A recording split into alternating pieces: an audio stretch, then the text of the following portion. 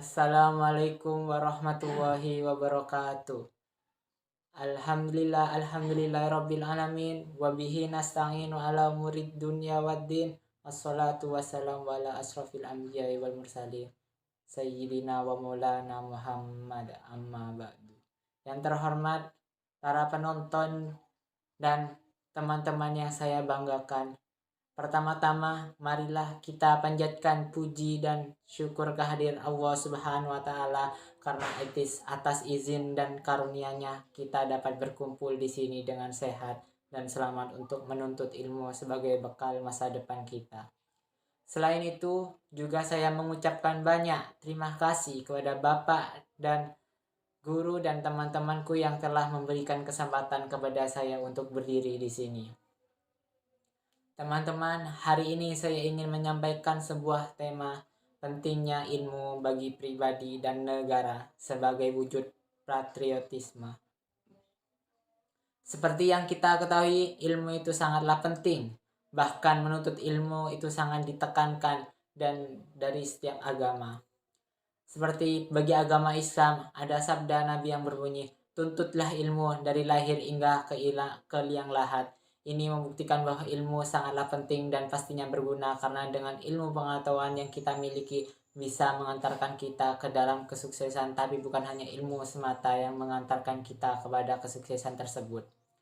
Selain itu juga ilmu sangatlah penting bagi bangsa karena dengan semakin banyaknya orang yang unggul dalam ilmu pengetahuan, maka negara tersebut dapat menciptakan apa saja yang bahkan menurut kita mustahil.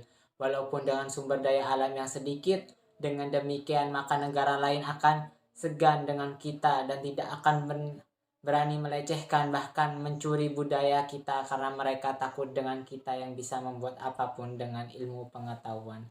Contohnya dapat kita saksikan sekarang ini.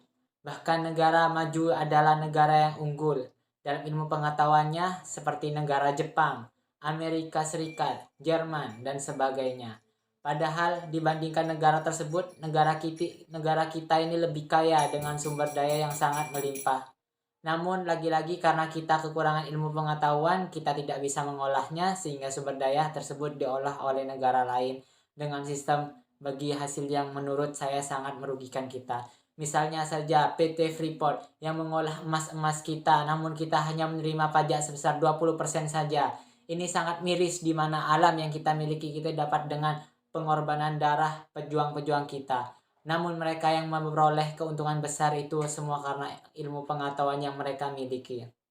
Teman-teman, inilah bukti bahwa ilmu itulah sangat penting bagi kita maupun negara kita. Yang mana dengan ilmu pengetahuan yang kita miliki apapun itu, maka sama saja kita membantu negara kita yang tercipta untuk bangkit dari keterpurukan dan menjadi negara yang maju dan mengantarkan kita pada kesuksesan. Di mana dengan suksesnya kita, maka kita akan memiliki hidup yang lebih baik dan majunya kita, maka kemiskinan, kelaparan akan berkurang.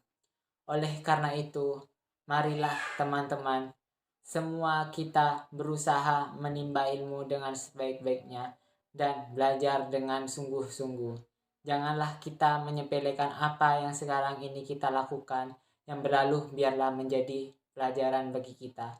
Semua yang lebih baik, berpikirlah untuk maju karena kesuksesan ditentukan dari sekarang apa yang kita lakukan hari ini. Itulah menemukan kita esok hari. Seperti kata pepatah, apa kau tanam itulah yang kau tahu kau tuai, maka itulah janganlah kita baru menyelesaikan keesokan harinya.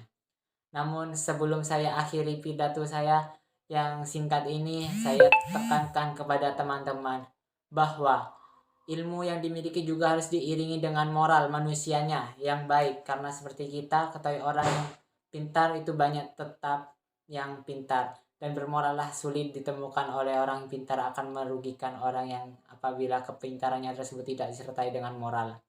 Oleh karena itu, marilah kita belajar dengan sungguh-sungguh dan marilah dan tingkatkan moral dan akhlak kita dan sebagai generasi penerus bangsa.